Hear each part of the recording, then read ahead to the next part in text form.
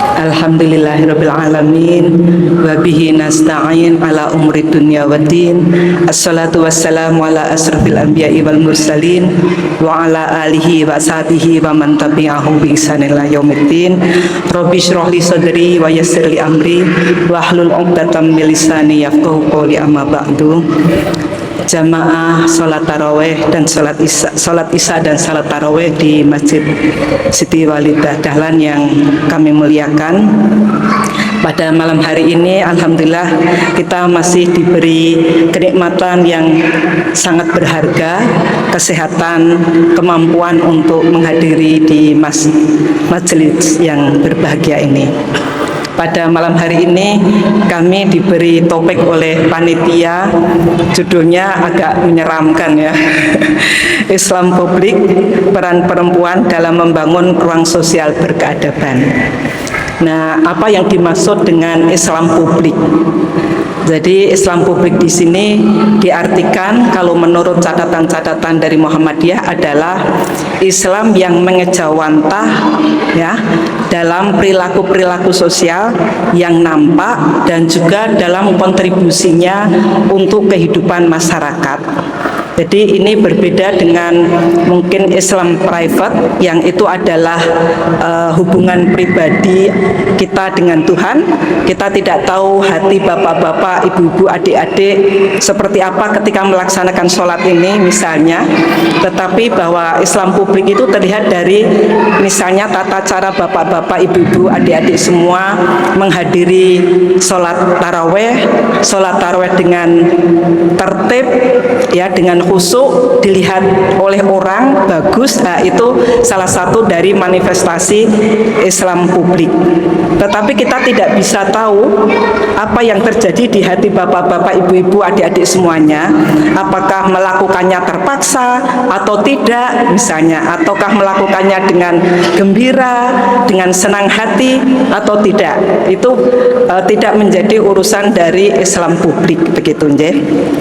Kemudian yang ruang sosial itu ruang di mana orang bertemu ya, bisa seperti ini masjid, kantor gitu, pasar, terminal begitu.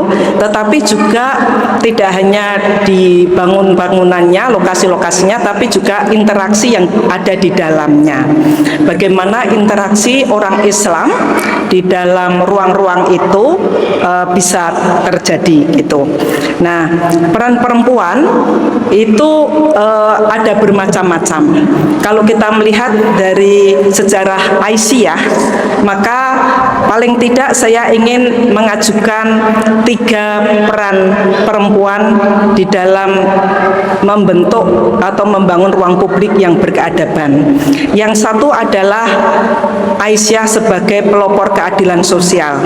Ini ternampak dari upaya Aisyah untuk memberikan suara, memberikan ruang kepada kaum perempuan dan anak-anak yang pada masa itu 100 tahun yang lalu itu tidak mendapatkan tempat ya, bahkan untuk sekolah saja tidak boleh gitu. Jadi bapak-bapak bisa dan adik-adik sekalian bisa membayangkan apa yang terjadi kalau perempuan-perempuan ini tidak pernah bersekolah. Nah, ini salah satu wujud dari perjuangan peran Aisyah adalah Unisa ini ya, memberikan ruang yang adil kepada mereka yang tertinggal. Yang kedua sebagai penyuluh literasi dan pendidikan peradaban. Peradaban itu dibangun antara lain oleh agama dan oleh ilmu pengetahuan. Kalau perempuan itu tidak terlibat di dalam percakapan, di dalam ruang-ruang sosial, maka seringkali peradaban itu akan memihak pada salah satu. Ya, utamanya pada abad-abad yang lalu memihak kepada kepentingan laki-laki. Sehingga politik misalnya, kehidupan politik selalu didominasi oleh laki-laki. Kantor-kantor didominasi oleh laki-laki. Nah, perempuan melalui Aisyah ini memberikan ruang pendidikan literasi sehingga perempuan menjadi lebih terdidik dan dia dapat mengemukakan pendapatnya sehingga nanti kehidupan publik ini bisa lebih ramah kepada kebutuhan kaum perempuan. Saya contohkan misalnya bapak-bapak ini kan nggak pernah merasakan hamil ya. Nah, Maka misalnya contohnya gedung-gedung pada masa lalu itu dibuatnya sangat undak-undakannya itu sangat tajam, sehingga itu sangat sulit bagi perempuan yang sedang hamil.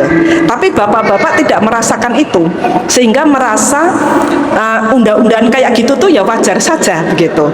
Tapi begitu suara perempuan itu ada kemudian menyampaikan, maka peradaban berubah, ya. Pembangunan gedung-gedung berubah, ya. Termasuk Unisa ini. Masjid Unisa ini termasuk salah satu masjid yang luar biasa, ya. Dia ramah perempuan dan juga ramah difabel. Orang tua, perempuan yang hamil, anak-anak, semuanya bisa menikmati Masjid Unisa ini. Ini kenapa bisa terjadi? Karena antara lain keterlibatan perempuan di dalam ruang-ruang sosial itu. Kalau itu tidak terjadi, kalau tidak ada, maka mungkin ya tidak ada perubahan, ya. Kamar mandi demikian juga. Seolah-olah laki-laki disediakan 5 kamar mandi, perempuan 5 kamar mandi. Seolah-olah sudah adil. Tetapi pada kenyataannya kebutuhan untuk menggunakan kamar mandi dan lamanya menggunakan kamar mandi itu sangat berbeda laki-laki dan perempuan. Anak-anak kita, murid-murid mahasiswi itu kalau sedang haid itu butuh waktu yang lama di kamar mandi. Sementara laki-laki mungkin 3 kamar mandi itu cepat antriannya, ya kan? Nah, anak perempuan, wanita itu perlu lebih lama. Untuk wudhu pun copot-copot banyak, ya kan? Kalau laki-laki tidak.